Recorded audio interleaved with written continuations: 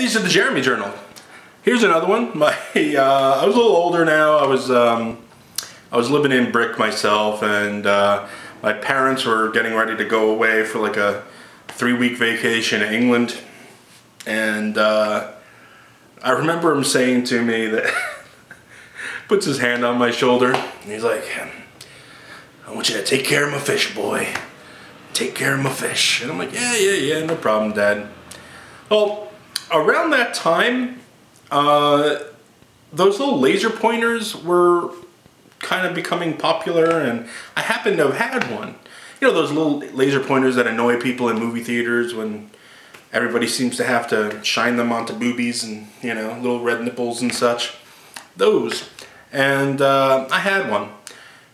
It was a couple of days after my father had left for England with my mom and whatever.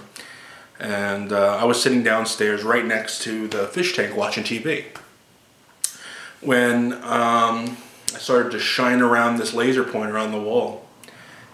And it just so happened to land on the fish tank. That's when I noticed that the fish could see it, and they were chasing after the little laser light. And I'm like, oh, cool. So, I don't know, I got it in my head that maybe I could just train his fish. So by the time he got back, he'd have circus fish. You know, so I would like shine the light, they would chase after it, and I was trying to make them do loop-de-loops or just ram them into the glass. You know, just whatever the fuck. But, so I was doing it, like day after day I would come over, I'd watch TV, feed his fish, shine the laser on them and stuff.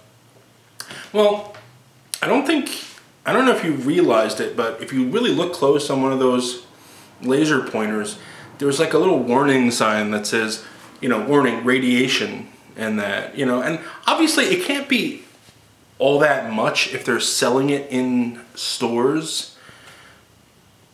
But I guess when reflected through a pane of glass and water, well, the long story short, my brother calls me up and he's like, you gotta get over here really fast. And I'm like, why, what's wrong? He's like, the fish are dying. And I'm like, they're dying? He's like, yeah, but they're not just dying, like their heads are falling off. And I'm like, what? How could, what? So obviously I'm over there. I'm like, my dad's gonna be home like any day now. And I get over there, and sure enough, there's like all the goldfish and all the other tropical ones he's got in there. They're all like lethargic, floating around. Some of them have like burn marks across their scales, and others, their heads were just like separated from their bodies, and they're just floating on top of the water. I'm like, oh my God. So, inadvertently, I had created some sort of aquatic holocaust in my dad's fish tank. Well, he came home, and obviously he was like incredibly disappointed. But an interesting outcome to this story was that some of the fish survived, 3 in fact.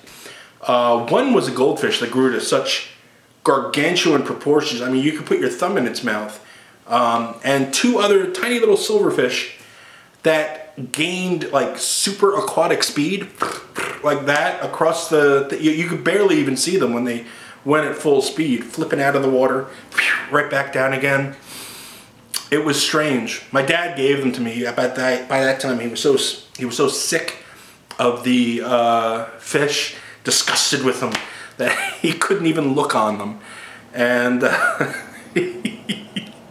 but so I had them in like a little tiny bowl for a while, until suddenly they started to get lethargic themselves.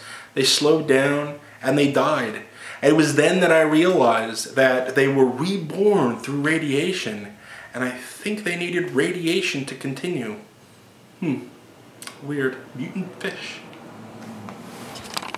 You are watching Lost in TV Land.